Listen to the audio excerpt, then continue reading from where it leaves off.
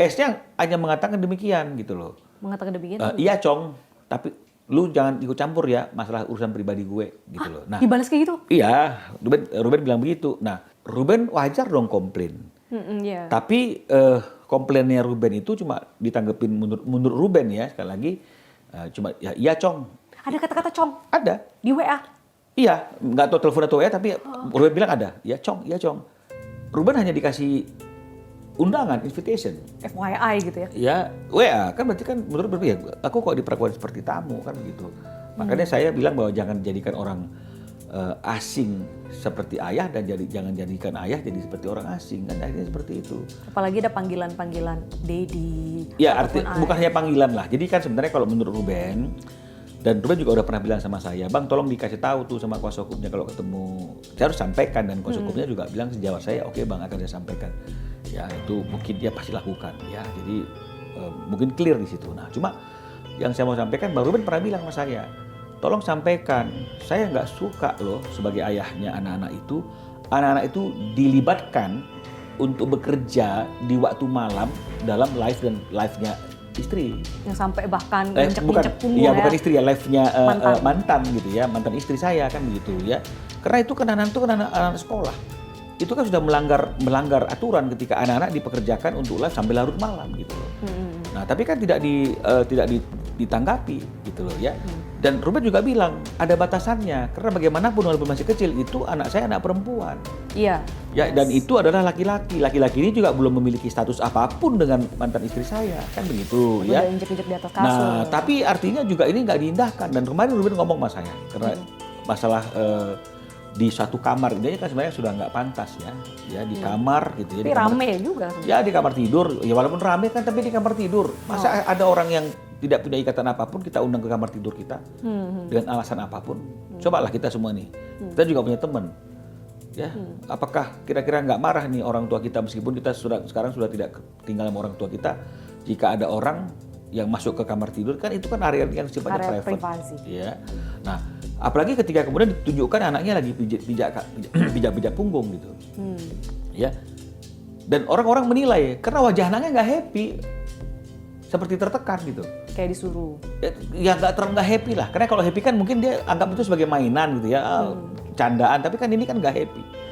Nah jadi inilah yang sebenarnya dari awal sudah menjadi peringatan bagi Ruben. Mohon disampaikan dan menurut Ruben kemarin ketika bertelepon dengan saya dia juga sudah sampaikan hal ini langsung kepada S. Tapi nggak dibalas. S-nya hanya mengatakan demikian gitu loh. Mengatakan demikian? Iya Cong, tapi lu jangan ikut campur ya masalah urusan pribadi gue gitu loh. Nah, dibalas kayak gitu? Iya, Ruben bilang begitu. Nah, sementara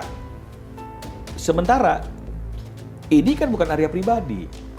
Area pribadinya kan ketika dia dengan teman prianya, tapi ketika di tengah-tengah itu ada anak yang menurut Ruben dieksploitasi, Ruben wajar dong komplain. Yeah. Tapi komplainnya Ruben itu cuma ditanggepin menurut Ruben ya, sekali lagi cuma ya iya Cong. Ada kata-kata Cong? Ada. Di WA? Iya, nggak tahu telepon atau WA tapi Ruben bilang ada. Ya Cong, iya Cong. Yang penting lu jangan ikut campur urusan pribadi gue loh. Nah ini dia. Salah nangkep nih. Nah, maksudnya bukan di situ kan sebenarnya Bang Rubennya kan? Iya bukan, Rubennya artinya anak-anak ini jangan dieksploitasi. Apalagi sampai larut malam ikut live TikTok di kamar, gitu loh. aduh. Ya di pangku-pangku gitu loh misalnya. Jadi kan Ruben nggak nyaman gitu loh karena dia belum menjadi ayah sambung. Betul. Gitu ya. Nah inilah, karena kita kan masyarakat timur semuanya ada aturan dan batasan gitu loh. Iya. Nah jadi inilah yang menjadi catatan dari Ruben. Kalau posisi Bertrand Onsu sendiri apa pernah mencoba kan dia anak pertama mengambil peran untuk mungkin menghubungkan komunikasi antara ayah sama ibunya? Ya mungkin pernah dilakukan tapi mungkin nggak diindahkan. Karena kan dulu kan juga Onyo kan ada di rumah S kan. Betul. Tapi kan kemudian setelah dia cukup umur, cukup boleh dikatakan bisa mengambil keputusan dan keputusan yang diambil itu adalah hari ini dia memilih untuk tinggal bersama ayahnya. Karena mungkin ada pacar ibunya yang gitu akhirnya nggak nyaman ya, sama-sama lelaki dewasa. Artinya pasti banyak hal yang menjadi pertimbangan yang akhirnya mungkin Onyo berpikir dia lebih memilih untuk tempat tinggal dengan ayahnya. Ya karena kalau misalnya kemudian nggak ada hal-hal yang membuat dia risih, yang membuat dia jengah kan saya rasakan nggak mungkin. Banyak juga kan orang-orang yang sampai sampai dewasa dia ikut sama ibu kandungnya atau ayah kandungnya, meskipun ibu kandung dan ayah kandungnya mungkin ada wanita lain atau pria lain kan begitu. Asal semuanya mungkin masih dalam sesuatu hal yang mungkin anak-anak masih bisa menerima kan gitu. Tapi yang pasti kan ini saya nggak tahu alasannya apa, tapi kan yang penting si Onyo ini sudah memutuskan untuk saat ini tinggal bersama. Onyo juga udah nggak pernah ketemu dengan dua adiknya ya? Ya sudah pasti ya udah jarang lah ya, karena sudah ke rumah itu lagi juga. Ini saya belum tanya ya apakah dia pernah ke rumah itu lagi setelah kembali ke rumah Ruben. Katanya Mas Ruben ini sudah tidak nyaman untuk masuk ke rumah walaupun nggak ada larangan sebenarnya. Iya, artinya kan sudah pasti ada jarak ya, karena kan kita sudah merasa seperti orang asing. Ya lingkungan di rumah itu meskipun karyawan-karyawannya mungkin sebagian masih karyawan Ruben gitu ya. Masih digaji. Ataupun mungkin orang-orang yang masih dulu makan gajinya juga dari uang yang dikasih Ruben itu gitu ya. Tapi kan dia merasa bahwa ada satu aura mungkin gitu ya, atau satu atmosfer yang dia mungkin nggak diterima di tempatnya sendiri kan gitu. Nah, apalagi kemudian anak-anak juga mungkin menurut dia sudah mulai berjarak kan begitu ya. Jadi itulah yang membuat akhirnya ada kecanggungan yang membuat dia jadi akhirnya seperti yang disampaikan di live-nya pada waktu itu, dia jadi juga merasa kurang percaya diri ya untuk berinteraksi lagi dengan anaknya. Dan itu wajar-wajar saja. Kita ada gesture pasti atau ada semuanya. Iya. Karena begini, kita pun kalau misalnya lama sekali nggak ketemu sama orang tua kandung kita misalnya ya, nggak ada masalah ini. Pasti lama-lama ketemunya jadi canggung juga, nggak ada bahan pembicaraan kan gitu. Mau ngapa ya, nggak mungkin langsung peluk-peluk gitu ya. Paling ya, ayo maaf ya, habis itu diam, sehat, akhirnya hanya formalitas kan begitu. Nah, jadi itulah pentingnya untuk selalu menjaga hubungan silaturahmi antara keluarga itu ya seperti itu. Bang, kemarin sempat ngomong membuka opsi untuk meninjau ulang ya hak asuh anak. Itu sudah bulat atau gimana? Atau menunggu itikat baik? Jadi sebenarnya sebelum masalah ini jadi rame di publik juga Ruben sudah pernah ngomong sama saya, berdiskusi. Kemungkinan untuk artinya dia kembali memperjuangkan untuk mendapatkan hak asuh kan begitu ya. Jadi memang kan aturannya kan anak di bawah umur di bawah asuh ibunya kan begitu. Tapi kan tetap menjadi tanggung jawab bersama dan menjadi milik bersama kan, nggak ada itu artinya anak-anak itu kayak aset dibagi-bagi kan begitu ya.